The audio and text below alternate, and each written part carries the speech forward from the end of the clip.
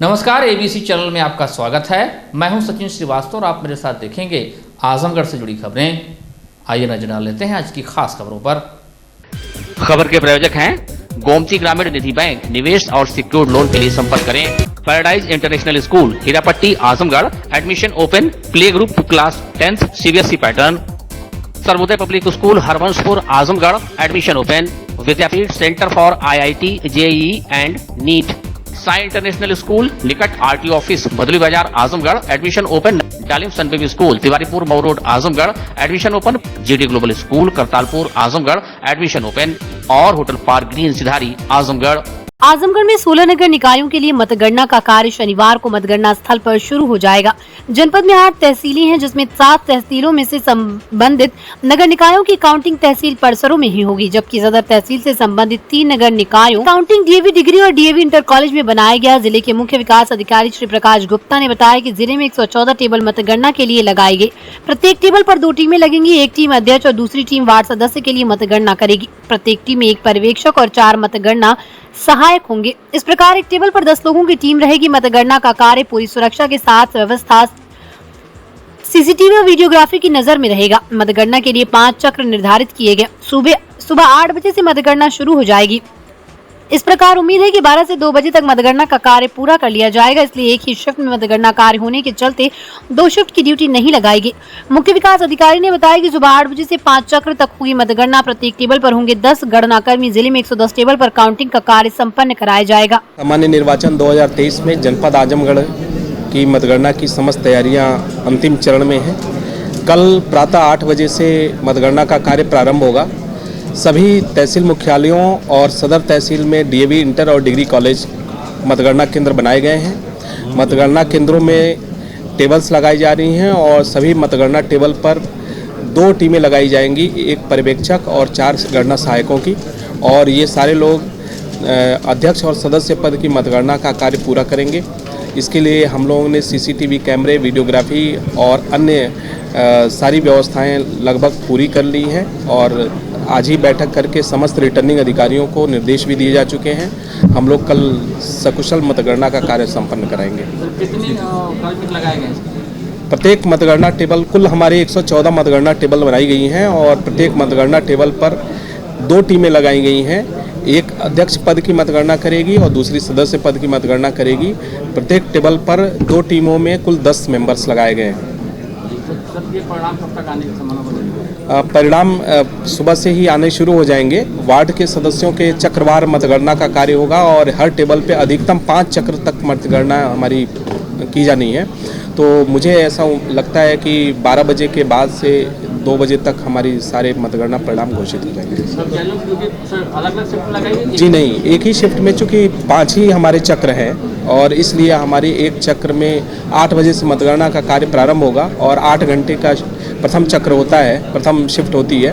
तो उस हिसाब से हमारा 2 या 3 बजे तक हम अपने कार्य को पूरा कर लेंगे। विजय जुलूसों पे प्रतिबंध है। धारा 144 में भी इस बात का उल्लेख कर दिया गया है। कोई भी विजयी प्रत्याशी अपना विजय जुलूस नहीं निकालेगा और इसके लिए पुलिस बल को भी समस्त निर्देश दिए जा चुके हैं और वो इसका अनुपालन सुनिश्चित कराएंगे। सर, मतगणना स्थल से समर्थकों को कितनी देनी चाहिए? जैसे वो भर लेते हैं। मतगणना हाल के बाहर हम लोगों ने कार्यपालक मजिस्ट्रेट भी नियुक्त किए हैं, जो वहाँ पर जो भी बाहर शांति व्यवस्था को सुनिश्चित करेंगे। 200 मीटर की दूरी बताई गई है और 200 मीटर की परिधि में वहाँ पर मतगणना के लिए जो समर्थक लोग हैं वो उसके बाहर रह सकते हैं, लेकिन वो लाउड स्पीकर लगाए जाएंगे और उनको मतगणना का परिणाम समय समय पे चक्रवार घोषित भी किया जाएगा। कल काउंटिंग के लिए 3 स्तरीय यहाँ पे व्यवस्था लगाई है। इसमें आइसोलेशन कॉर्डन, इनर कॉर्डन और आउटर कॉर्डन में अलग अलग कॉर्डन्स में पुलिस बल की व्यवस्था करी गई है। 100 मीटर तक हमारा बैरिकेडिंग वहाँ से रहेगा। कोई भीड़ एकत्रित वहाँ उसके नज़दीक नहीं आने दी जाएगी। पार्किंग की अलग हमारे पास व्यवस्था करी गई है। इसके अलावा विजयी जुलूस पर प्रतिबंध रहेगा और उसकी अनुमति नहीं है। बाकी हमारे लॉ एंड ऑर्डर के लिए सारी ड्यूटियाँ लगी और ट्रैफिक व्यवस्था की ड्यूटी लगी और सकुशल हम अपनी काउंटिंग संपन्न कराई जाएगी। आज शाम से शराब की दुकानें बंद होंगी, कब तक रहेगी? ये शराब की दुकानें भी आज 6 बजे बंद कर दी जाएंगी और कल भी बंद रहेंगी। पुलिस ये सुनिश्चित करेगी और चेकिंग करेगी कहीं पे अवैध बिक्री ना होने पाए। अगर कोई इस तरह पाया जाएगा हम लोग दंडात्मक कार्रवाई करेंगे। कब तक खुलेगी ये नेक्स्ट डे 14 को फिर खुलेगी। नगर निकाय चुनाव की मतगणना के अगले ही दिन 14 मई को सम्मिलित राज्य प्रवर अधीनस्थ सेवा परीक्षा PCS 2023 की प्रारंभिक परीक्षा होगी। लोक सेवा आयोग द्वारा आयोजित इस परीक्षा में 36 परीक्षा केंद्रों पर 2 सत्रों में 9:30 से 11:30 तक और अपराह्न 2:30 से 4:30 तक संपन्न होगी। बैठक में अवगत कराया गया कि 36 परीक्षा केंद्रों को कई सेक्टर में बांटा गया है। प्रत्येक 3 परीक्षा केंद्रों पर एक सेक्टर मजिस्ट्रेट बनाए गए हैं। डीएम ने स्टैटिक मजिस्ट्रेट को निर्देश दिया कि समय से सभी प्रकार की तैयारियां पूर्ण करा लें। परीक्षा केंद्रों में परीक्षा से पूर्व परीक्षार्थियों की सघन तलाशी ली जाए। आयोग के निर्देशों का अक्षरतः पालन कराया जाए। स्टैटिक मजिस्ट्रेट परीक्षा केंद्रों में समय से पहुंचकर परीक्षा को आयोग के निर्देशानुसार सकुशल परीक्षा को संपन्न कराएं। केंद्र व्यवस्थापक आयोग के निर्देशों का भली भांति अध्ययन कर लें। डीएम ने निर्देश दिया कि परीक्षा केंद्रों के आसपास फोटो स्टेट मशीन एवं परीक्षा को प्रभावित करने वाली गतिविधियां न हों। परीक्षार्थियों के मार्गदर्शन के लिए रोडवेज एवं रेलवे स्टेशन पर उनके ठहरने और परीक्षा केंद्रों की जानकारी के लिए फ्लैक्स आदि लगाए जाएं। डीएम ने मुख्य चिकित्सा अधिकारी को निर्देश दिया कि चिकित्सीय व्यवस्था चाक चौबंद रहे। उन्होंने विद्युत विभाग को निर्देश दिए कि परीक्षा के दौरान विद्युत आपूर्ति बाधित न हो। निर्देश दिया कि सेक्टर मजिस्ट्रेट समस्त प्रकार की तैयारियों को समय से पूर्ण करा लें। डीएम ने निर्देश दिए कि परीक्षा में लगे अधिकारी कर्मचारीगण परीक्षा को शांतिपूर्वक पारदर्शी रूप से सकुशल संपन्न कराएं। किसी प्रकार की लापरवाही न होने पाए। कहना न होगा कि परीक्षा को लेकर प्रशासन ने कड़ी सुरक्षा व्यवस्था की है। इस बार परीक्षा केंद्रों पर अभ्यर्थियों को आधे घंटे पहले पहुंचना होगा। परीक्षा केंद्र का गेट 10 मिनट पहले बंद कर दिया जाएगा। वहीं कक्ष निरीक्षकों को 1.5 घंटे पहले बुलाया गया है। उत्तर प्रदेश लोक सेवा आयोग द्वारा प्रवर अधीनस्थ सेवा प्रारंभिक परीक्षा 2023 14 मई को आजमगढ़ जनपद में 36 केंद्रों पर संपन्न होगी, जिसमें 16,500 अभ्यर्थी भाग लेंगे। इसके लिए समस्त केंद्र व्यवस्थापकों की एक मीटिंग पहले की जा चुकी थी। आज उत्तर प्रदेश लोक सेवा आयोग के प्रतिनिधि यहाँ पे आए हैं। इन लोगों को परीक्षा में क्या सावधानियां बरती जाएंगी ये बता रहे हैं। प्रशासन की तरफ से स्टैटिक मजिस्ट्रेट प्रत्येक केंद्र पे तथा सेक्टर मजिस्ट्रेट जो एसडीएम हैं उनको 3-3 केंद्रों पर लगाया गया है। इसके लिए मूल रूप से कैंडिडेट को आधा घंटे पूर्व आना पड़ेगा और 10 मिनट पहले विद्यालय में प्रवेश नहीं दिया जाएगा। इसके अलावा यदि कोई 1 किलोमीटर के अंदर में फोटो स्टेट की दुकान पाई जाएगी तो उसके विरुद्ध कार्रवाई की जाएगी। इसके लिए निर्देश 144 का उल्लंघन माना जाएगा। जारी किए जा चुके हैं। सर कितने पालियों में परीक्षा होनी है? 2 पालियों में। कितने बजे से कितने बजे तक? सुबह 9:30 बजे से होगी और 2 घंटे इसके बाद सेकंड मीटिंग जो है 2:30 बजे से 4:30 बजे तक। करतारपुर बाईपास स्थित जीडी ग्लोबल स्कूल में सीबीएसई 12वीं का परीक्षा परिणाम 100% रहा। पूरे विद्यालय परिवार में हर्ष और उल्लास का माहौल है। हो भी क्यों ना, विद्यालय की कला वर्ग की होनहार छात्रा श्रेया कसेरा ने 98.6% अंक प्राप्त कर पूरे आजमगढ़ मंडल में प्रथम स्थान जो प्राप्त किया। वहीं विद्यालय के कृतिका पांडे ने 96% अंक अर्जित किया। कॉमर्स की छात्रा अर्पिता सिंह ने 95.8% अंक प्राप्त कर विद्यालय को गौरवान्वित किया। वहीं पीसीएम वर्ग के छात्र अभिनव सिंह यादव ने 95.2% अंक प्राप्त कर द्वितीय स्थान अर्जित किया। पीसीबी वर्ग की होनहार छात्र उमाकांत चौहान ने 94.40% अंक प्राप्त कर तृतीय स्थान प्राप्त किया। गार्गी चतुर्वेदी ने राजनीति विज्ञान में 100% और श्रेया कसेरा ने आईपी में 100% अंक प्राप्त किया। उमाकांत चौहान ने रसायन विज्ञान में 99 अंक, अभिनव सिंह यादव ने भौतिक विज्ञान में 99, जीव विज्ञान में अभिषेक मौर्य, मोहम्मद शाहिर और उमाकांत चौहान ने 95 अंक अर्जित किया। आदर्श सिंह और आर्यन मिश्रा ने हिंदी में 94 और पुनः आर्यन मिश्रा ने गणित में 95 अंक और अंग्रेजी में आदित्य नारायण ने 97 और आदित्य ने 95 अंक अर्जित किए। मोहम्मद शाहिर ने फिजिकल एजुकेशन में 98 अंक प्राप्त किए। वहीं सीबीएसई 10वीं का परीक्षा परिणाम भी 100% रहा। विद्यालय के होनहार छात्र उज्ज्वल अग्रवाल ने 96.4% अंक प्राप्त कर प्रथम स्थान प्राप्त किया। वहीं रविशंकर यादव ने 95% अंक प्राप्त कर द्वितीय स्थान अर्जित किया। विद्यालय की होनहार छात्रा प्रिया गुप्ता ने 94.6% अंक प्राप्त कर तृतीय स्थान पर रही।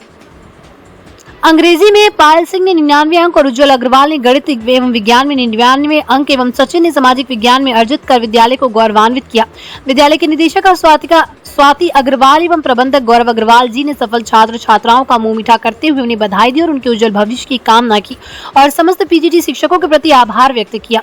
विद्यालय की प्रधानाचार्य मोनिका सारस्वत पांडे ने विद्यार्थियों को बधाई और आशीर्वाद देते हुए उनके उज्जवल भविष्य की कामना की और विद्यार्थियों को संबोधित करते हुए कहा कि मेहनत का कोई विकल्प नहीं होता, परिश्रम करने वाले बच्चे ही सफलता के छतत पर चांद और सूरज की तरह चमकते हैं। 100% अंक परिणाम का श्रेय विद्यालय के पीजीटी शिक्षकों को देते हुए उनके प्रति आभार व्यक्त किया।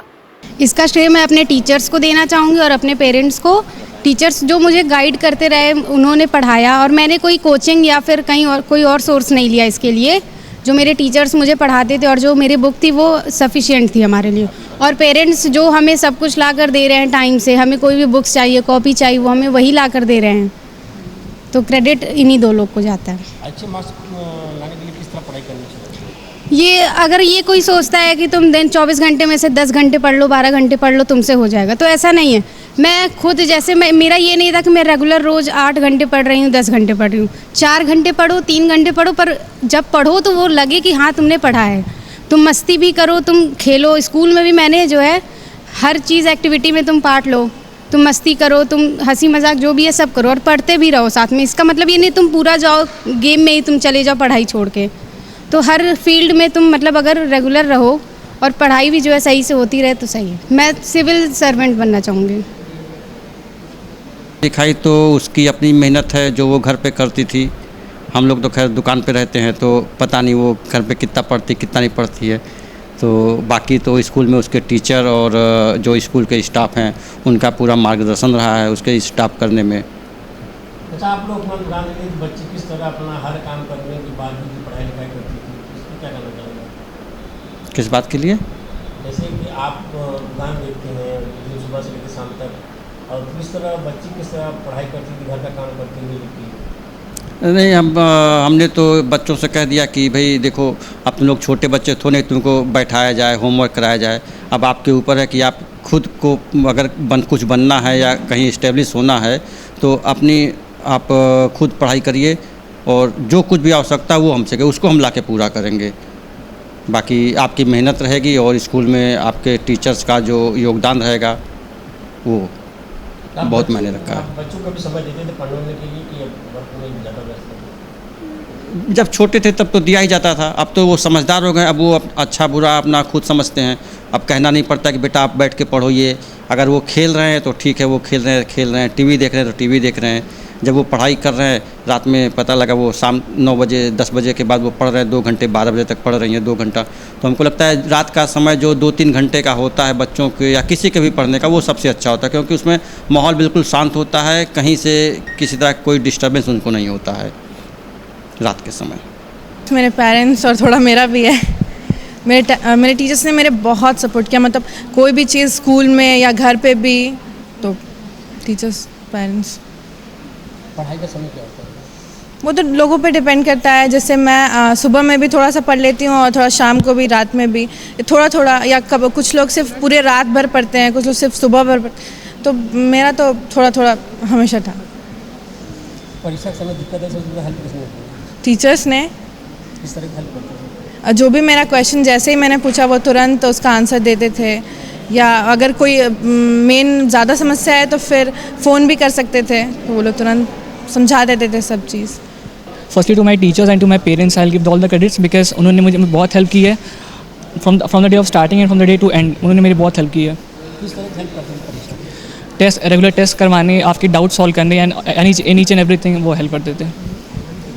आगे चल के क्या बनेंगे? Actually I have also qualified JEE mains and I will be attempting JEE advance in June. आगे में आप अपने छोटे भाइयों को क्या मैसेज देना चाहेंगे, किस तरह पढ़ाई करें, अच्छे मार्क्स लें? मैं बोलूँगा कि अपने हार्ड वर्क को हमेशा जारी रखें because hard work most important thing है। आप कभी भी करते हैं तो शॉर्ट थिंग्स लॉन्ग टर्म में काम नहीं करने वाली है। जितना आप हार्ड वर्क करेंगे और जितना आप टाइम मैनेजमेंट को अपने ध्यान में रखेंगे उतना आप अच्छा कर पाएंगे लाइफ में। ये कि जो अच्छे से पढ़ा होगा वो तो नर्वस होगा नहीं, तो नर्वस तो तब होता है इंसान जब कोई पढ़ता नहीं है। तो पहली बात आप काम एंड पेशेंट रहें और चीज़ों को ईजिली करते रहें। सीबीएसई बोर्ड का 10 और 12th का दोनों का 10+2 का भी रिजल्ट आया है। और श्रेया कसेरा जो बच्ची है जीडी ग्लोबल स्कूल की, ये ना अपितु जनपद में पूरे मंडल में प्रथम स्थान इसने प्राप्त किया है। और ज़्यादातर बच्चों का 95 से ज़्यादा नंबर आया है, सब्जेक्ट में हाईएस्ट स्कोर है। और ये सब बच्चे हमारे देश के, हमारे जनपद का भविष्य हैं। बच्चों को क्या मैसेज देना चाहेंगे? शिक्षा वही होती है जो हमारे देश परिवार को आगे बढ़ाए। इन सब बच्चों से मेरा यही आग्रह है, नंबर के उलझनों में न रहें। सभी बच्चे टॉप हैं, अपने अपने क्षेत्रों में मेधावी हैं और अपने देश, समाज और परिवार के हित में शिक्षा ग्रहण करके आगे नेतृत्व प्रदान करें। स्कूल का मैनेजमेंट और पढ़ाई शिक्षा बच्चों से बड़े खुशी से क्या करना? हाँ, स्कूल के शिक्षा में काफ़ी सुधार आया है, काफ़ी अच्छा है। और इस वर्ष ज़्यादातर बच्चे हमारे यहाँ से 95 से एबव हैं और 100% रिजल्ट तो हर वर्ष रहता ही है। नगर निकाय के मतदान के दौरान फर्जी आधार कार्ड बनवाकर मतदान करने वाले विभिन्न थाना क्षेत्रों से 34 लोगों को पुलिस ने गिरफ्तार किया है, जिसमें 22 महिलाएं व 12 पुरुष शामिल हैं। सर्वाधिक मुबारकपुर नगर पालिका से 21 लोगों को गिरफ्तार किया गया। एसपी अनुराग आर ने जिले में निकाय चुनाव में फर्जी मतदान रोकने के लिए 17 टीमों का गठन किया था। इन टीमों ने जिले में फर्जी आधार कार्ड बनाकर मतदान करने वाले 34 आरोपियों को गिरफ्तार किया है। इन सभी आरोपियों को 11 मई को जिले में मतदान के दौरान विभिन्न मतदान केंद्रों से गिरफ्तार किया गया था। इसके तहत मुबारकपुर, जहानागंज, कोतवाली नगर और जहानागंज थाना क्षेत्रों से ये गिरफ्तारियां की गयी।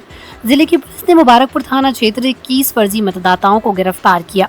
इन आरोपियों में उज़मा शाहीन, सुवाद परवीन, तूबी खातून, गुलनाज आलिया खातून, सिदरा फातमा, सुम्बुल फातमा, उज़मा अंजुम, साबिया खातून, मैमुन निसा, अर्शी, शाहिदा, सानिया, रजिया, सारिया, सदफ, सरफुद्दीन, शफीउज़्ज़मा, मोहम्मद फ़हीम, मामूर, इलास, एरम प्रमुख रूप से इन 21 फर्जी मतदाताओं को गिरफ्तार किया गया। जिले में निकाय चुनाव को लेकर पूरे जिले में दिन भर अभियान चलता रहा। इसी के तहत ये गिरफ्तारी की गई। जिले के बिररियागंज थाना क्षेत्र के अंतर्गत फर्जी आधार कार्ड बनाकर मतदान करने वाले 6 आरोपियों को गिरफ्तार किया गया। इन आरोपियों में 5 महिला और 1 पुरुष है। इसके साथ ही 3 आरोपियों के विरुद्ध मुकदमा भी दर्ज किया गया। आरोपियों में तूबा, नीलोफर, परवीन और सबा प्रमुख हैं। जिले की कोतवाली नगर क्षेत्र के शिबली कॉलेज से 4 आरोपियों को फर्जी आधार कार्ड बनाकर मतदान करने वाले 4 आरोपियों को गिरफ्तार किया गया। इन आरोपियों के विरुद्ध मुकदमा दर्ज किया गया। गिरफ्तार आरोपियों में फहद उस्मानी, मोहम्मद सलीम, आसिफ और इमरान को गिरफ्तार किया गया। जिले के जहानागंज थाना क्षेत्र में फर्जी आधार कार्ड बनवाकर मतदान करने वाले 3 आरोपियों को गिरफ्तार किया गया है। इन आरोपियों में 2 पुरुष और 1 महिला, इसके साथ ही 1 मुकदमे भी दर्ज किए गए हैं। गिरफ्तार आरोपियों में विजय राजभर, मनीष कुमार और फरहत आफरीन प्रमुख हैं। इन सभी को न्यायालय भेजा जा रहा है, जहां से जेल रवाना किया जाएगा। ये जनपद में 17 टीमें लगी हुई थी, ये पहचान करने के लिए कि कौन कौन फर्जी मतदान के लिए जा रहे हैं। इस हमारी इन टीमों के द्वारा कुल 34 लोगों की गिरफ्तारी करेगी अलग अलग थाना क्षेत्रों में, जिसमें मुबारकपुर से 21, बिलरियागंज से 6, कोतवाली से 4 व जहानागंज से 3 व्यक्ति हैं। ये लोग आधार कार्ड अपने नकली बनवाकर जो एग्जिस्ट इन नंबर के आधार पे नहीं करते, उन आधार कार्ड पे के बेसिस पे ये लोग वोट करने का प्रयास कर रहे थे। जब इनकी जांच करेगी तो ये आधार कार्ड जो अपने साथ लेकर आया था ये नकली पाए गए। इसलिए इन लोगों के विरुद्ध 171D, 419, 420 का मुकदमा पंजीकृत किया गया व इनके विरुद्ध वैधानिक कार्रवाई की जा रही है। सर, आधार कार्ड की जाँच के लिए मशीन लगाई गई? जी हाँ, उसी आधार पे इनको चिन्हित किया गया कि ये आधार कार्ड जो इन लोगों ने प्रस्तुत किया है असली है या नकली है। ये जांच से ये पाया गया कि ये जितने आधार कार्ड इन्होंने इनके द्वारा लाए गए थे वे नकली थे व कहीं से ये बनवा के फ़ोटोकॉपी करा के उसके नंबर बदलकर उसका प्रयोग करने का प्रयास कर रहे थे इलेक्शन पर्पस में। आजमगढ़ जनपद में होने वाले आगामी नगर निकाय चुनाव 2023 मतगणना के दृष्टिगत जनपद में यातायात व्यवस्था को सुदृढ़ बनाए रखने व यातायात को सुचारू रूप से संचालन करने हेतु यातायात द्वारा 13 मई को समय प्रातः 6 बजे शाम 6 बजे तक रूट डाइवर्जन किया गया। शहर में हर्रा की चुंगी तिराहा, कोट चौराहा से DAV कॉलेज की तरफ आने वाले समस्त प्रकार के वाहन काली चौराहा तिराहा से एलवल चौक की मार्ग होते हुए अपने गंतव्य को जाएंगे। शारदा तिराहे से DAV कॉलेज की तरफ आने वाली समस्त प्रकार वाहन रैदोपुर चौराहे से सिविल लाइन मार्ग से अपने गंतव्य को जाएंगे।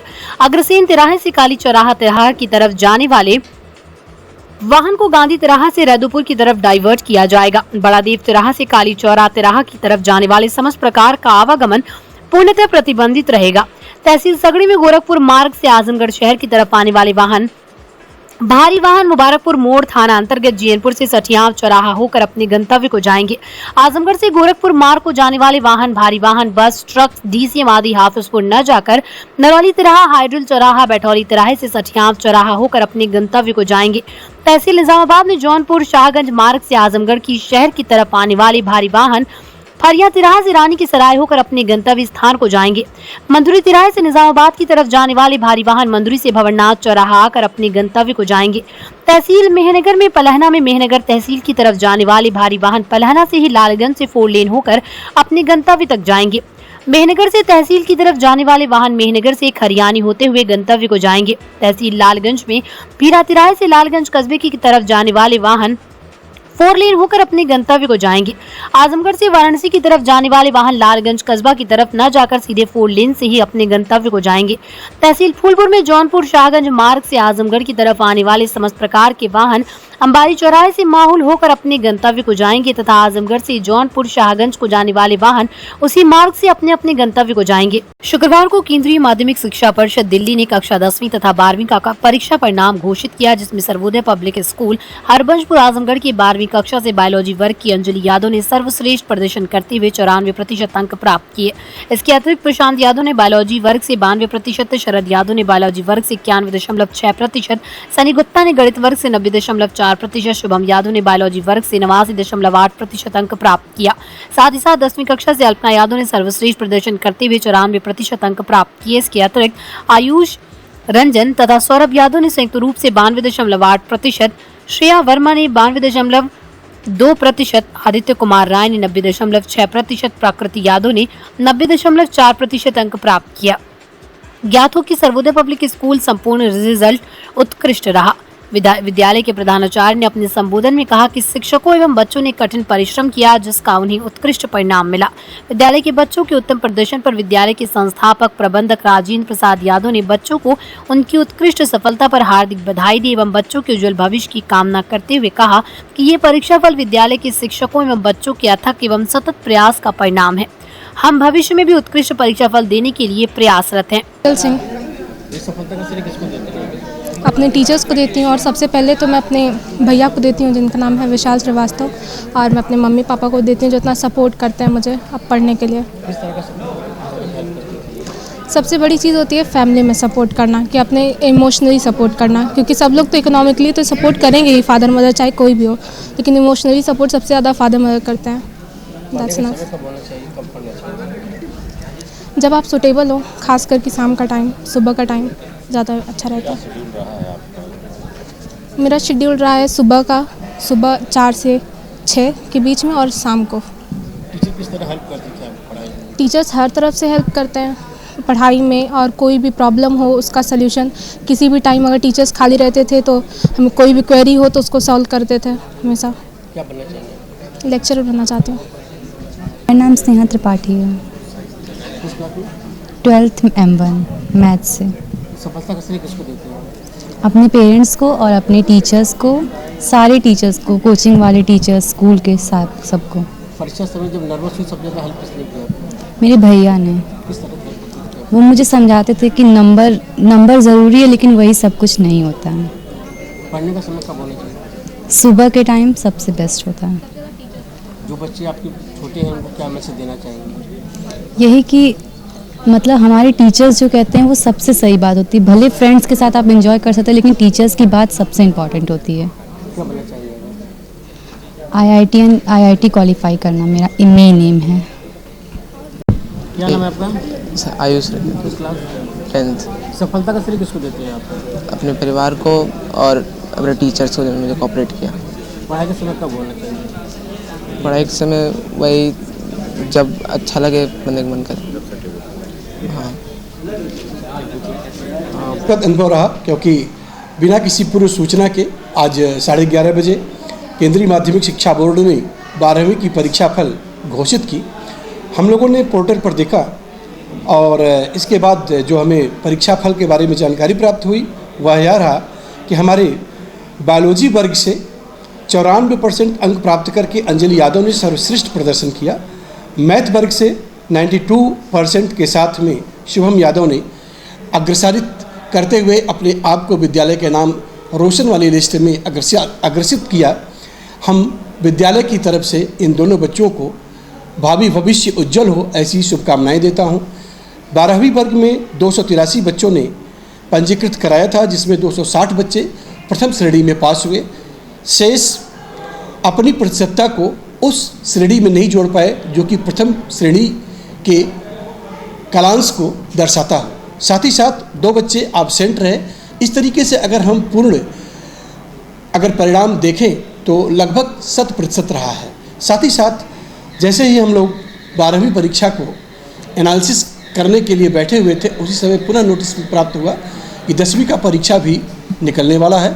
साथ ही साथ 1:30 बजे के लगभग हम लोगों ने जैसे ही 10वीं परीक्षा को देखा, अल्पना यादव जो कि कक्षा 10वीं की विद्यार्थी है, ये 94% अंक लेकर के प्रथम अंक पर तथा आयुष रंजन और सौरभ यादव ने संयुक्त रूप से 92.8% अंक लेकर के द्वितीय स्थान प्राप्त किया। हमारे 10वीं कक्षा में कुल 293 विद्यार्थी पंजीकृत थे, जिसमें 253 विद्यार्थी काफ़ी श्रेष्ठता की ओर उन्मुख थे और इनका प्रदर्शन बेहतरीन रहा। ये 80 से 91% के बीच में रहे।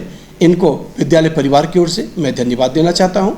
साथ ही साथ फेल्ड बच्चों की संख्या 0 रही। इस तरीके से हम कह सकते हैं कि हम उस मुकाम को चूम लिए जिसके लिए हम लालायित थे कि हम 100% रिजल्ट देंगे, और वो 100% रिजल्ट हमारा विद्यालय देने में काफ़ी आगे रहा है। शुक्रवार को क्रिश्चियन हॉस्पिटल सेवा संस्थान द्वारा संचालित स्कूल ऑफ नर्सिंग में फ्लोरेंस नाइटिंगेल के जन्म दिवस के उपलक्ष्य में अंतर्राष्ट्रीय नर्सेज दिवस धूमधाम से मनाया गया। कार्यक्रम के मुख्य अतिथि संस्था के निदेशक डॉक्टर अशोक सिंह रहे। मुख्य अतिथि ने फ्लोरेंस नाइटिंगेल के चित्र के सम्मुख मोमबत्ती जलाकर एवं पुष्प अर्पित कर कार्यक्रम की शुरुआत की। इसके उपरांत मुख्य अतिथि डॉक्टर अशोक सिंह ने संस्था में शिक्षा ग्रहण कर रही संपूर्ण नर्सेस को संबोधित करते हुए ये बताया कि नर्सेस सेवा देश की सर्वोत्तम सेवा है।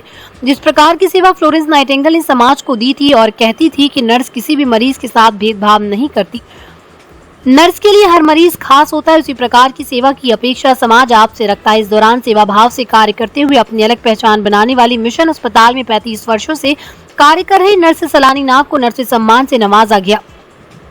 सलानी नाग ने कहा कि इस दौरान उन्हें कई चुनौतियों का सामना करना पड़ा। नर्स की कार्य जोखिम भरा होता है, लेकिन वो कभी पीछे नहीं हटी।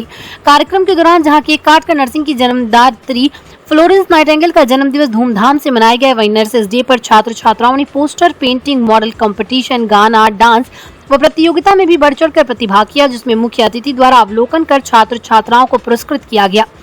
मिशन निरामया के तहत हस्ताक्षर अभियान चलाया गया। कार्यक्रम के इस मौके पर संस्थान की कोषाध्यक्ष Beena Singh, mission school of nursing के प्राचार्य Amani NRG, doctor Ajit Pandey, Shriram Yadav, Pratibha Yadav, doctor Aamir, doctor Sudarshan Sharma, Sandeep Maurya, Surya Singh, Ankur Singh, Jay Singh, प्रज्ञा पाठक, सर्वेश सिंह, सुधीर विश्वकर्मा एवं संस्थान के अन्य शिक्षकगण एवं समस्त छात्र छात्राएं उपस्थित रहे। राष्ट्रीय नर्सेस डे है। नर्सिंग की फ्लोरेंस नाइटिंगेल जो नर्सिंग की जन्मदाता हैं, उनका आज बर्थडे है। उनके जन्मदिन के अवसर पर आज नर्सेस डे मनाया जा रहा है। ये हम लोग हर साल मनाते हैं और आज के दिन में नर्सेस डे मना करके फ्लोरेंस नाइटिंगेल को, जिन्होंने द्वितीय विश्व के दौरान, उनको लैंप, लेडी विथ लैंप भी कहा जाता है, लैंप ले करके, और द्वितीय विश्व युद्ध के दौरान जो सैनिक कटे, ये चोटिल घायल रहते थे, वो सबका इलाज करती थी। तो आज उन्हीं का जन्मदिन है। उस जन्मदिन के अवसर पर आज यहाँ के कॉलेज ऑफ नर्सिंग में अंतर्राष्ट्रीय नर्सेस डे मनाया जा रहा है, क्योंकि सभी बच्चियाँ जो नर्सिंग की शिक्षा लेती हैं, सारे टीचर जो हैं वह नर्सिंग का प्रशिक्षण लिए हुए हैं। तो आज हम लोग इसको मना करके, जो विश्व में सबसे ताकतवर सेवा है, जिसको करुणा ममतामयी सेवा कहा जाता है नर्स को, उसको मना करके सबको संदेश दे रहे हैं कि सभी लोग अच्छे से मरीजों के साथ काम करें और अपने को पहचानें कि हम नर्स हैं, हमको बढ़िया से काम करना है, मरीजों की सेवा करनी है, उनको अच्छा करना है। सर, योगी सरकार की एक योजना है निरामया, उसको भी प्रोत्साहन दिया जा रहा है, तो आपके वह मिशन निरामया का ही पार्ट ये भी है, नर्सिंग डे जो आज सेलिब्रेट करना, चूँकि हम पहले से नर्सिंग का सेलिब्रेट करते चले आए हैं, लेकिन इस बार उत्तर प्रदेश सरकार ने भी एक कार्यक्रम देके बनाया था जिसमें एक हफ्ता तक सारे बच्चियों को उत्साहित करना था, नर्सिंग की सेवा के प्रति उनके उत्साहवर्धन करना था।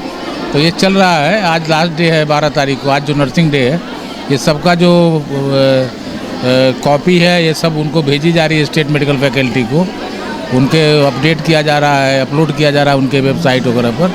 तो आज मिशन निरामया के तहत भी इसको सब संदेश दिया जा रहा है कि नर्सिंग की सेवा अच्छी होती है, सभी मेहनत करके पढ़ें। मिशन निरामया का मतलब ये है कि योगी जी चाहते हैं कि उत्तर प्रदेश जो है वो नर्सिंग का हब बने और लोग यहाँ से नर्सेस को हायर करके ले जाए, ताकि यहाँ से जो बच्चियाँ प्रशिक्षण प्राप्त करती हैं तो उनको अच्छा ज्ञान हो, अच्छी वो जानते रहें अपने काम काज के बारे में। उसको लेकर के नर्सिंग शिक्षा को बहुत ही कसा गया है और उसी के पार्ट में आज ये भी हो रहा है।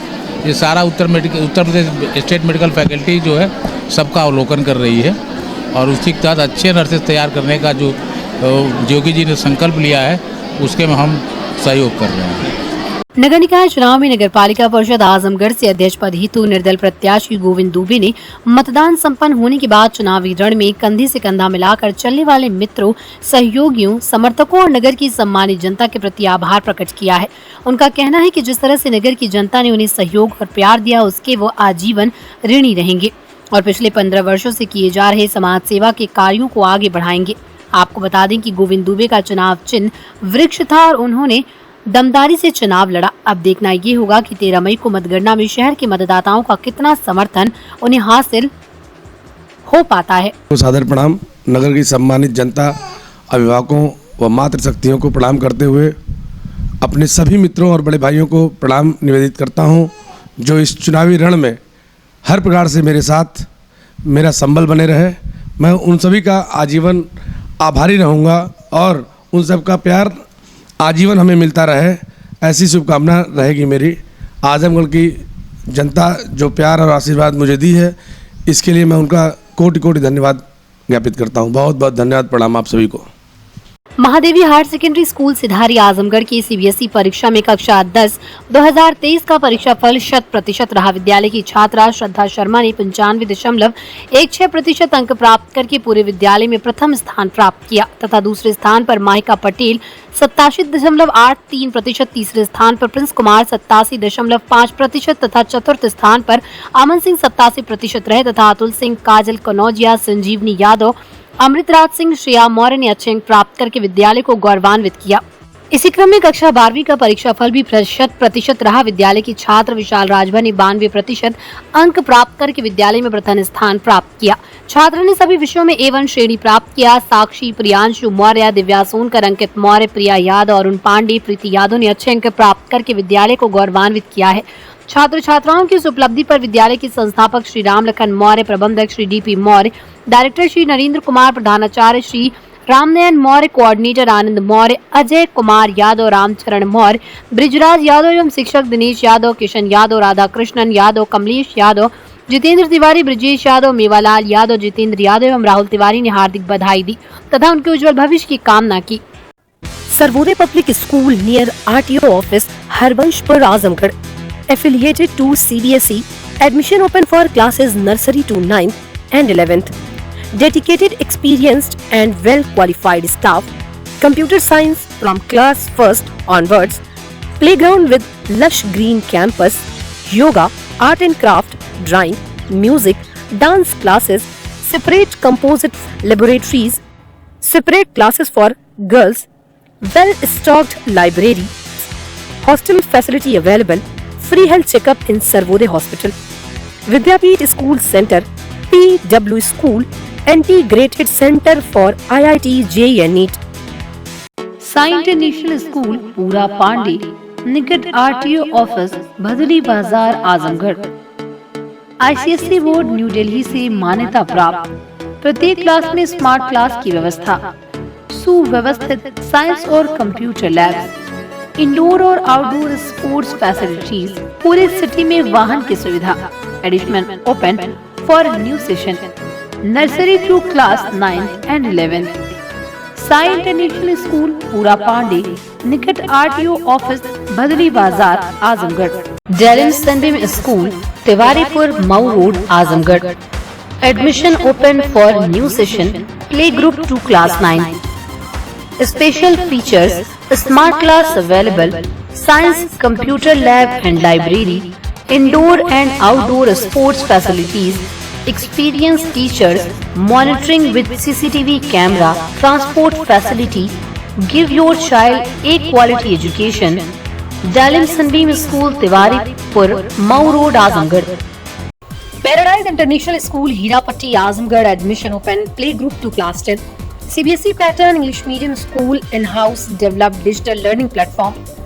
True digital smart school, well qualified teaching staff, well designed composite science lab, fully equipped computer lab, fully furnished library, edge per CBSE standards, outdoor and indoor play facility for overall development.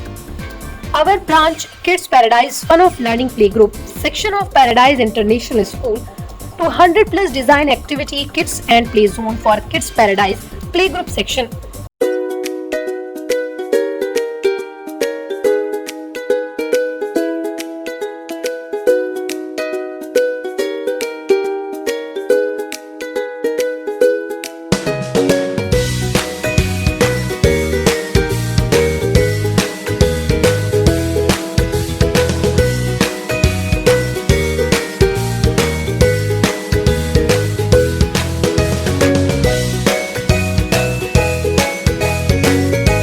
Hotel park green hydel चौराहा सिधारी आजमगढ़।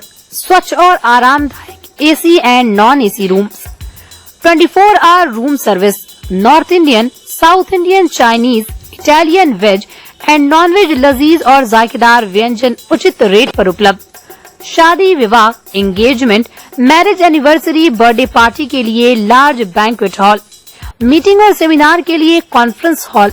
आपकी खुशियों में लगाए चार चांद। Hotel park green hydel चौराहा सिधारी आजमगढ़।